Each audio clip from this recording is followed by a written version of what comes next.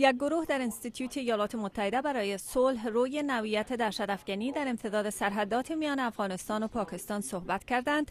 یکی از شرکت کنندگان در بحث یک سنجش آرا را 6 ماه قبل در بخش مقامات حکومتی، اعضای سابق طالبان و دیگر شهروندان عادی خاتمه داده بود. وی در مورد گفت: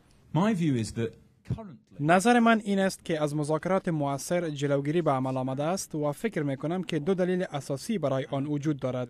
اول این که حمایت واضح از ایالات متحده برایش وجود ندارد و دوم این که یک بی‌اعتمادی و دشمنی جدی در میان رهبران هر دو جانب وجود دارد.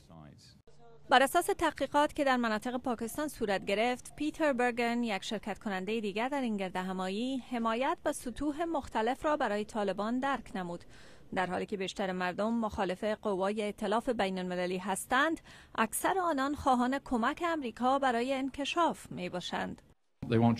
آنان کار می خواهند و ما 20% باشندگان را یافتیم که کار دارند و آنان خواهان افزایش ویزا به سفر به امریکا هستند و اکثریت در صورت خروج امریکا از افغانستان نظر مثبتی در مورد ایالات متحده خواهد داشت.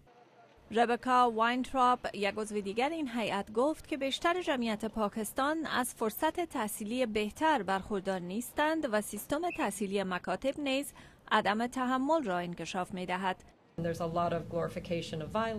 خشونت و رهبران تندروان بزرگ جلوه داده شده و یک مضمون به نام هنر جنگ وجود دارد و در مکتب متوسط شما اقتصاد جنگ، مقابله و غیره را می آموزید. شرکت کنندگان در این گردهمایی روی روابط و شرایط در پاکستان و تاثیر آن بر تندروان در افغانستان تاکید نموده و پیش گرفتن مشی انکشافی را بر نظامی ارجحیت دادند. لینا روزبه، تلویزیون آشنای صدای امریکا، واشنگتن.